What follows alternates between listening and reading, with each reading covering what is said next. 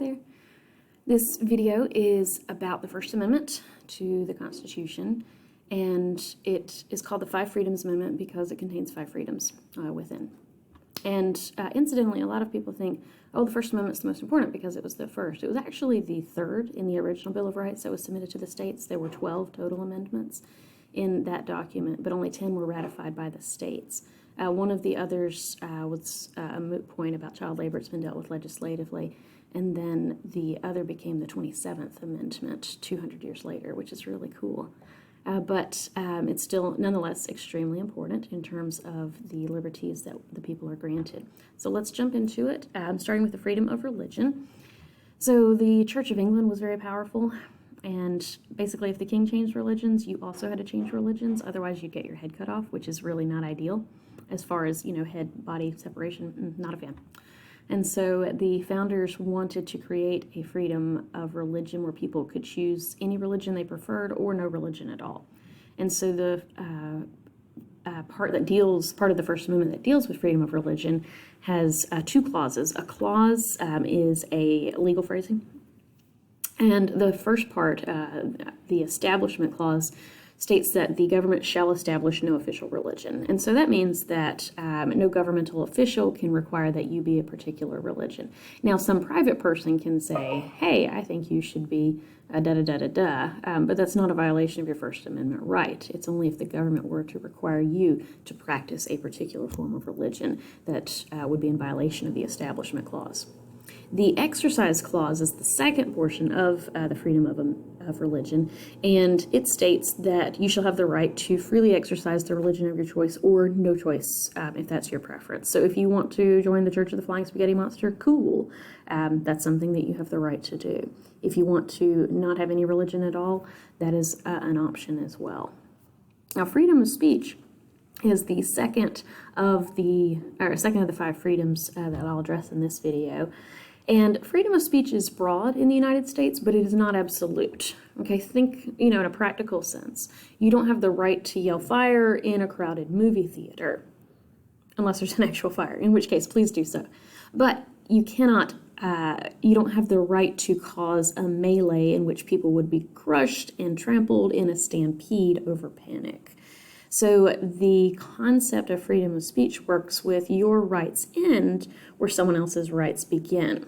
Okay, the old phrase is that you have the right to throw a punch, but your right to do so lands at my nose.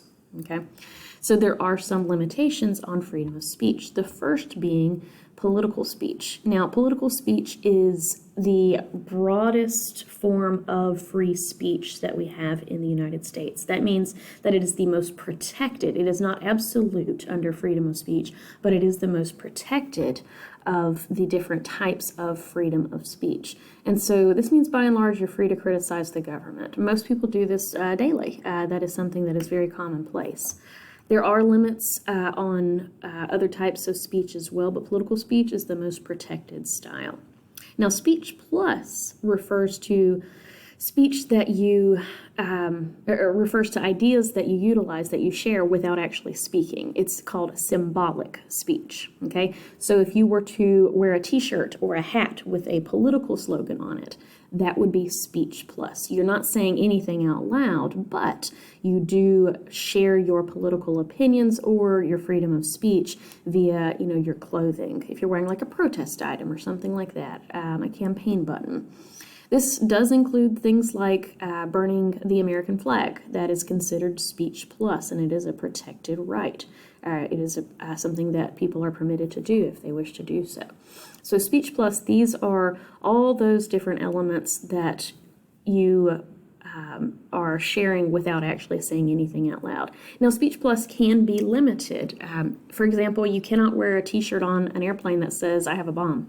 That's not going to fly. You're not going to fly. The dad jokes are strong. Speech plus can have limitations on it. The TSA, for example, is well within their rights if they wish to remove you from a plane if they think that you are a threat, that kind of thing. So speech plus does have certain rights to it which are limitable. And let's take a look at some more limited speech protections.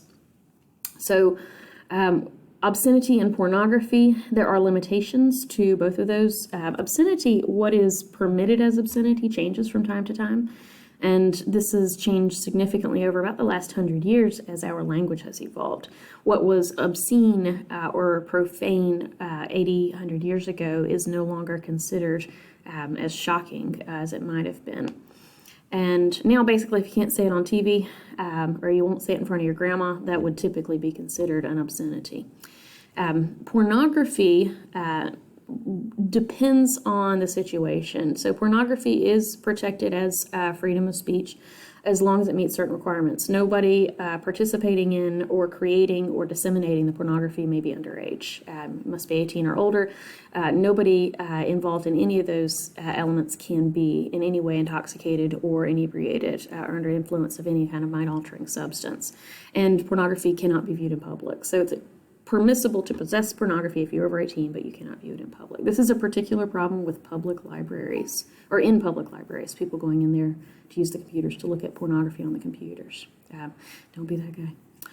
Violence is not protected as freedom of speech, although the argument in court is made quite a lot. You can see on the right-hand side a photograph. This is actually a Pulitzer Prize winner from 2016. This was the Unite the Right rally that took place in Charlottesville, Virginia. And a number of counter-protesters came out to peacefully respond to the much larger protest. One of the protesters from the Unite the Right rally became incensed, and he got his car and he drove into the crowd of about 30 counter-protesters. And he was going well over 35 miles an hour by the time he got there. So he did serious damage. This is actually a photograph of a murder taking place. You cannot see the victim. You can see the other victims who are being injured, of course, but the woman who was murdered was named Heather Heyer. And she was killed almost instantly by this act of violence. Violence, not okay. That is not, again, your right to throw a punch ends where my nose begins, okay? Fighting words are ones that are designed to get somebody to throw the first punch and to get somebody else to throw the first punch, not covered. Commercial speech is a real gray area. So commercial speech is really challenging to manage, and that's because there are so many commercial outlets now. Before the age of the internet, it was quite easy to manage commercial speech because the FCC, that's the Federal Communications Commission, could watch everything, right? You could watch all of the 3 channels that were on TV. That's a little bit different now, isn't it? And there's absolutely no way to regulate large scale the internet. So commercial speech really has a lot of challenges in terms of interpreting what is the violation of a right and what is not a violation. By and large, businesses are allowed to mislead, but they are not allowed to outright lie. Okay, so always look at the small print, always look at the fine print.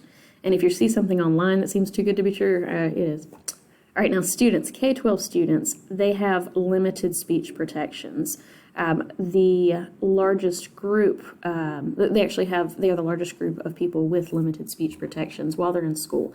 And that was something that came to a point in 2005 with a Supreme Court case that was about a banner that students unfurled during an assembly. And the banner said, "Bong hits for Jesus." Okay, so this goes all the way to the Supreme Court because the students were suspended and they claimed freedom of speech and also freedom of religion. The Supreme Court, however, did not agree with the students, and that's because the purpose of K-12 education is for the mission of education. And so unveiling a banner called "Bong Hits for Jesus" during an educational assembly is distracting other students from their right to an education. So, sorry, students, there are limitations. However, you do have more rights in a K-12 setting in terms of political speech plus, due to a 1973 decision by the Supreme Court, Tinker v. Des Moines, which dealt with children wearing black armbands to school to protest the Vietnam War. And so there are more options there. However, schools tend to get around that pretty sufficiently with dress codes. I'm sure many of you have been dress coded at some point.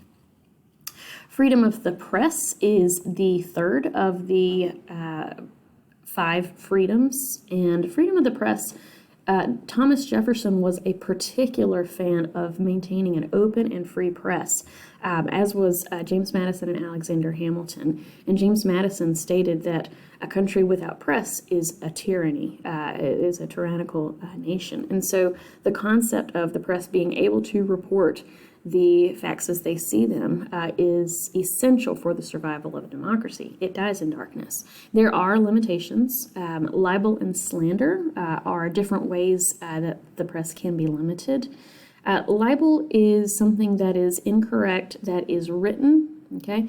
Slander is the same thing, but spoken. And libel and slander have certain challenges.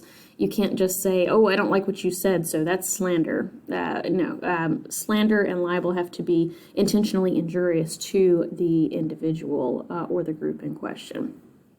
Assembly, we have the right to peaceably assemble.